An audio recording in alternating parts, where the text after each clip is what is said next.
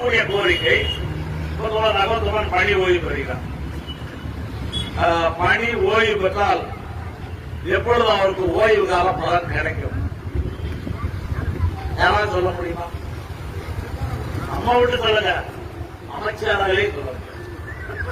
நிர்வாக இடத்துல எம்டியாக சொல்ல முடியாது. எம்டி சொல்லிடுவாரா? இந்த எம்டி கிட்டத்தட்ட 8000 10,000 தொழிலாளிகளை வைத்து பராமரிக்கக்கூடிய ஒட்டுமொத்தமான போக்குவரத்து கழகத்தினுடைய அனைத்து கண்ட்ரோலுக்கும் அனைத்து கட்டுப்பாட்டுக்கும் பொறுப்பாக இந்த நிர்வாகம் இயக்கிறார். ஆனால் இவர்கிட்ட போய் சார் எப்ப சார் எனக்கு ஓய்வு காலம் பலன் கிடைக்கும் என்று கேட்டால் இந்த நிர்வாகி என்றால் சொல்ல முடியாது. ஒரு தொழிலாளி பணியிலிருந்து ஓய்வு பெற்றால் அவர் ஓய்வு பெற்ற 30 நாட்களுக்குள் அவருக்கு பணிக்கொடை கொடுக்க வேண்டும். பணிக்கொடை கிராஜுவலி கொடுக்கணும். இது பணிக்கொடை பட்டுவாடா சட்டம். அதே போல ஒரு தொழிலாளி ஓய்வு பெற்றால் 30 நாட்களுடன் அவருடைய வருங்கால வைப்பு நிதி பணத்தை கொடுக்க வேண்டும். இதெல்லாம் எப்ப கொடுப்பீங்க? தொழிலாளிகளிடம் இந்த காசை குடிப்பதற்கு தொழிலாளர்களுடைய பணத்தை நிர்வாகம் வைத்துக் கொள்வதற்கு என்ன உரிமை இருக்கின்றது? இப்போ பிஎஃப் பணத்தை பிஎஃப் அக்கௌண்ட்ல போடாட்டி அது சட்டப்படி சிறை தண்டனை. அப்படிதான் பிஎஃப் சட்டத்தில் எழுதி வச்சிருக்காங்க. பிஎஃப் கமிஷனர் என்ன செய்வார்னா, ஒரு நிறுவனத்தினுடைய பிஎஃப் அக்கௌண்ட்ல இந்த நிறுவனத்தினுடைய தொழிலாளிகளுக்கெல்லாம் பிஎஃப் பணம் வந்துவிட்டதா என்று பாப்பாரு. வராட்டி அந்த நிர்வாகத்தின் மீது வழக்கு தொடுப்பார். வழக்கு தொடுத்து இவர்கள் குற்ற செயலிலே ஈடுபட்டிருக்கிறார்கள் என்று கிரிமினல் கேஸ் போடுவாங்க. கிட்டத்தட்ட அப்படி நம்ம எல்லா நிர்வாக இயக்குநர்களும் இந்த பிரச்சனையில கிரிமினல் குற்றவாளிகள் தான்.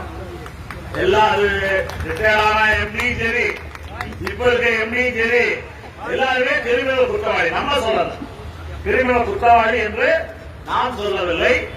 சட்டம் என்ன சொல்கிறது என்றால், நீ பிஎஃப்பில் பிடித்த பணத்தை உரிய அக்கௌண்டில் செலுத்தாவிட்டால் அது கிரிமினல் குற்றம், அது சிறை தண்டனைக்குரிய குற்ற செயலுக்கு சட்டம் இருக்கு. இப்ப சட்டப்படியான இந்த குற்ற செயலை இன்றைக்கு நிர்வாகம் செய்து கொண்டே இருக்கின்றது. இந்த அரசாங்கம், இந்த அரசாங்கத்துறை, இந்த அரசாங்கம் தான் ஒரு தனியார் முதலாளி அவர்கள் வேலை பார்த்த தொழிலாளிகளுடைய பிஎஃப் பணத்தை கட்டாவிட்டால் தண்டனை கொடுக்க வேண்டியது யாரு? அரசாங்கம் தான் கேள்வி கேட்கணும். ஏன் உன்னுடைய வேலை பார்த்த தொழிலாளிகளுடைய பிஎஃப் பணத்தை நீ பிடிச்சு வச்சிருக்க, ஏன் கட்டல என்று அரசாங்கம் யாரை கேட்க வேண்டும்? தவறு செய்யக்கூடிய முதலாளியை கேட்க வேண்டும். ஆனா அரசாங்கமே இந்த மாதிரி தப்பு பற்றி வச்சிருக்க யார போய் கேட்கறது? யார போய் கேட்கறது? ஏதோ ஒரு படத்துல ஒரு வசனம் ஆகும்.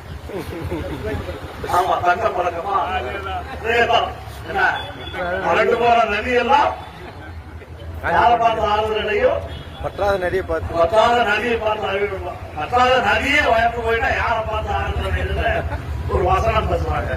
இந்த அரசாங்கமே தப்பு பண்ணா நாம் யாரிடம் கேட்பது? நேற்று அமைச்சரிடம் கூட நாம் சொன்னோம். அமைச்சரிடம் கொடுத்த பெட்டிஷன்ல அரசாங்கத்திற்கு இதை தவறு செய்யக்கூடிய முதலாளிகளை தட்டி கேட்கக்கூடிய தார்மீக ரீதியான உரிமை அரசாங்கத்துக்கு இல்லை. தார்மீக ரீதியான உரிமையை இழந்து விட்டீர்கள் என்று நாம் அரசாங்கத்திடம் சொன்னோம். இப்ப நம்ம என்ன சொல்றோம்?